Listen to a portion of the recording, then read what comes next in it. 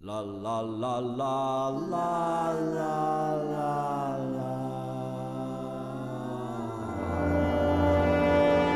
Mild-mannered Peter Coogan seems a typical St. Louisan.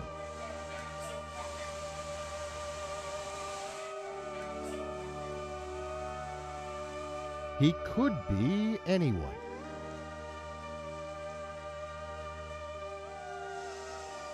He enters a local retail establishment.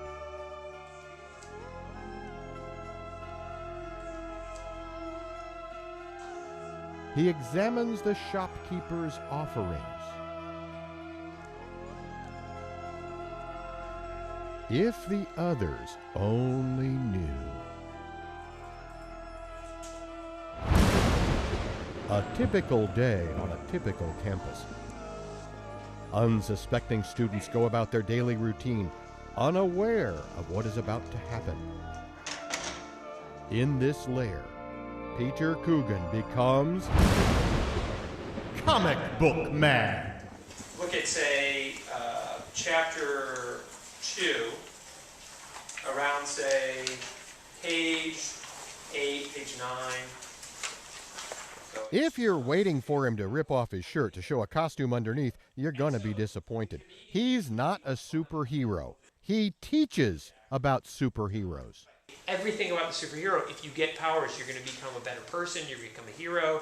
You've got to do something with these powers. He also teaches underground and alternative comics, graphic novels, political comics, historical comics, manga, sci-fi, and all the other comic book genres. By the 60s, what has happened to that bright vision of superheroes? It's faded, it's gone. It's faded, it's gone. Now, you may be thinking there are probably a lot of teachers who teach about comic books. Well, maybe some, but not a lot. But Dr. Peter Coogan has earned his cape. His PhD dissertation was called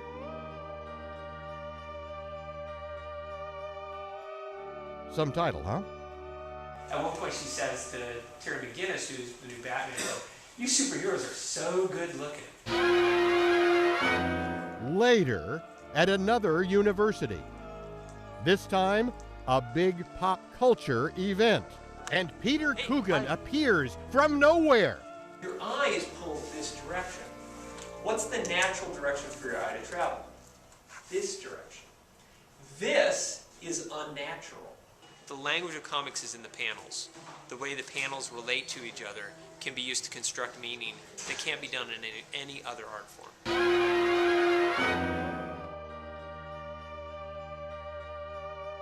With a name that sounds like a secret identity, Dr. Peter Coogan is a genuine, recognized comic book scholar. He founded the Institute for Comic Studies. It's just a nonprofit that promotes the study, understanding, and cultural legitimacy of comics. Are comics culturally legitimate? Yes, and in a sense, they always have been. There have always been comics in which artists conveyed a message. In 2012, comic books are not what they used to be. They're on glossy paper with fine printing, and they cost $3.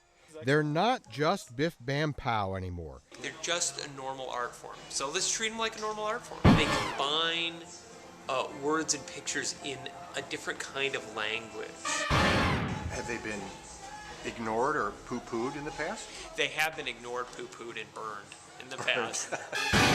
Comics can be extraordinarily complex and refined. In a book, you're activating your language centers in your brain, but in a comic book, you're activating both the language and the visual.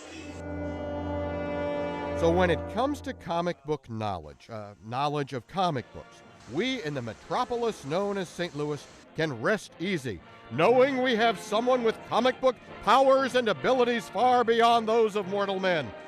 And for what it's worth, he still likes comics.